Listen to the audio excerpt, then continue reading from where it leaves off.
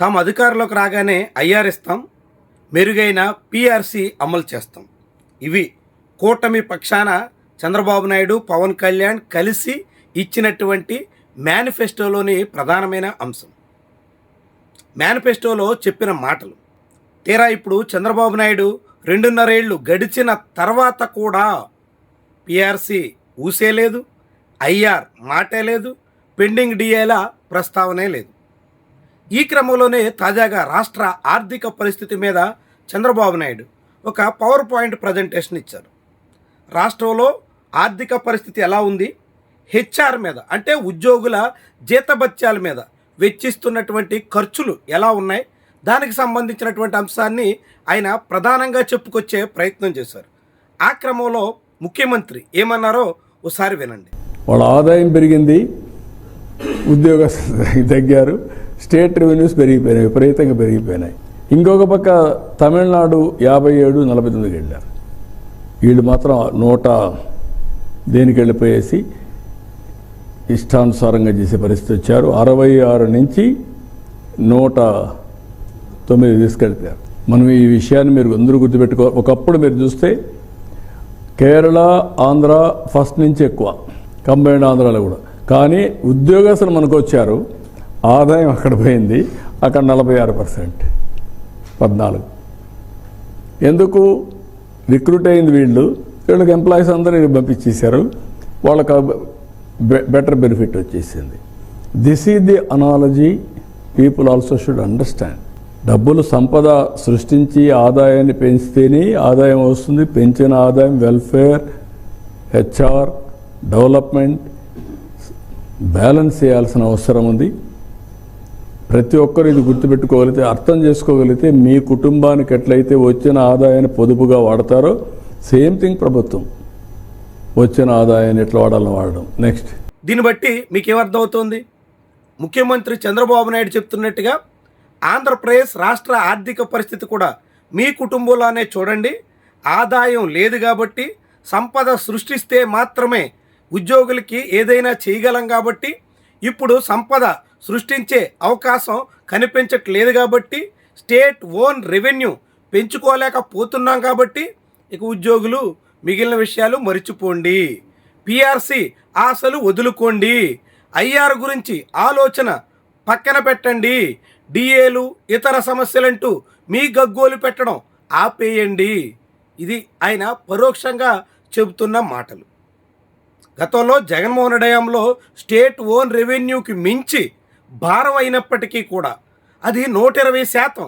అంటే రాష్ట్ర ప్రభుత్వానికి 100 రూపాయలు ఆదాయం వస్తుంటే హెచ్ఆర్ మీద అంటే ఉద్యోగులు సిబ్బంది మీద ఖర్చులు 120 రూపాయల వరకు అయినప్పటికీ కూడా భరించిన అనుభవం ఉందని స్వయంగా చంద్రబాబే చెప్తున్నారు.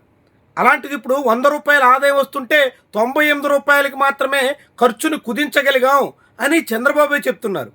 అయినప్పటికీ కూడా ఉద్యోగులకి సంబంధించి ఎటువంటి డిమాండ్ల నెరవేర్చడానికి కానీ, ఇచ్చిన హామీలు అమలు చేయడానికి కానీ తాము సిద్ధంగా లేము అని స్వయంగా సీఎం చెప్పేస్తున్నటువంటి వైనం చూస్తే ఏ తీరున ఉద్యోగుల ఆశల మీద నీళ్లు జల్లేసేదానికి కూటమి సర్కారు ప్రయత్నం చేస్తుందో ఎవరికైనా ఇట్టే అర్థమవుతుంది.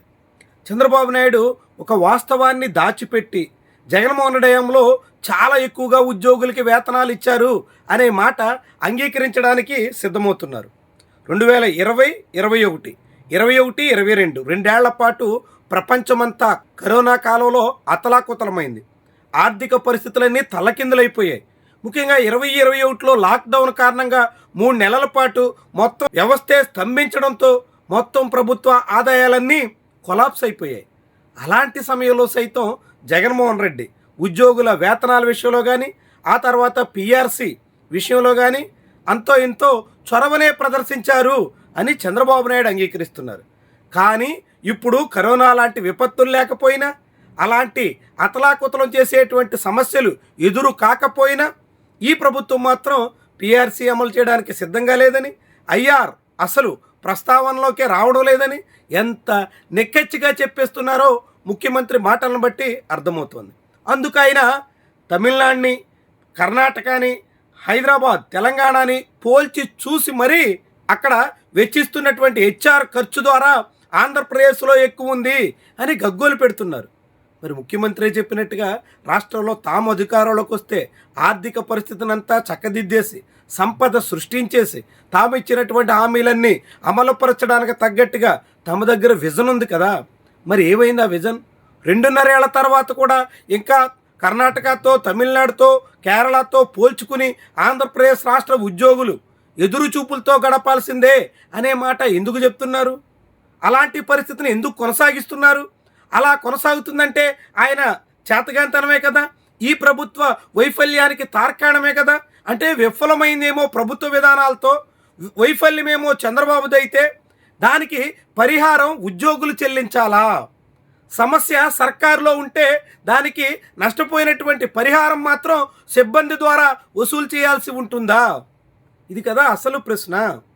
ఆంధ్రప్రదేశ్లో ప్రభుత్వం ఇచ్చినటువంటి హామీల అమలు కోసం ప్రభుత్వం దగ్గర ఉన్నటువంటి ఖజానాకు సంబంధించినటువంటి లెక్కలన్నీ తన దగ్గర ఉన్నాయని, ఎంతో ముందు చూపుతో తాము ప్రభుత్వాన్ని నడపబోతున్నామని అందరినీ నమ్మబలికినటువంటి చంద్రబాబు నాయుడు ఇప్పుడు అధికారంలోకి వచ్చిన తర్వాత అప్పులు పెరిగిపోతున్నాయి, తన కంట్రోల్లో కూడా లేదు అని చెప్పడానికి సిద్ధపడడం అంటే ఏమనాలన్నట్టు.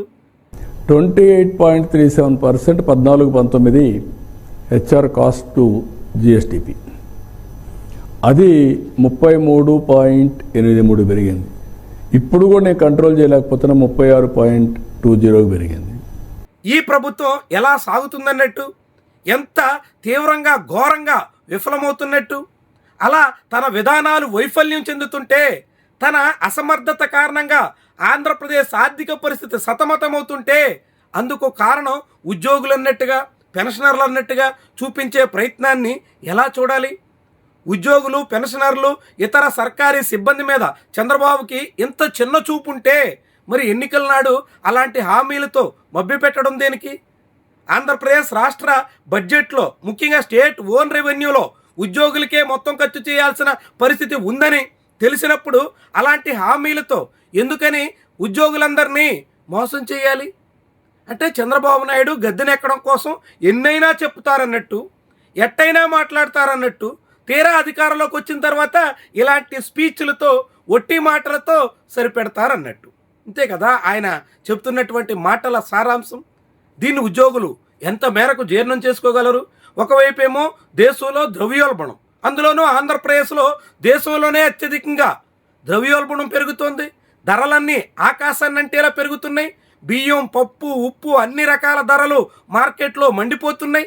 ఇలా ధరలు పెరుగుతూ ఆదాయం పెరగక అనేక వర్గాలు సతమతమవుతుంటే, ముఖ్యంగా దిగువ స్థాయి ప్రభుత్వ సిబ్బందులు తీవ్రమైనటువంటి సమస్యలు వెంటాడుతుంటే పరిష్కరించాల్సినటువంటి ప్రభుత్వం ఈ తీరున చేతులెత్తేయడం, ఇలా తన వల్ల కాదన్నట్టుగా చెప్పేయడం, ప్రభుత్వ ఆర్థిక పరిస్థితి సహకరించడం లేదు కాబట్టి సర్దుకుపోవాల్సిందే అని నచ్చజెప్పడానికి పూనుకోవడం ఎంత సిగ్గుచేటు.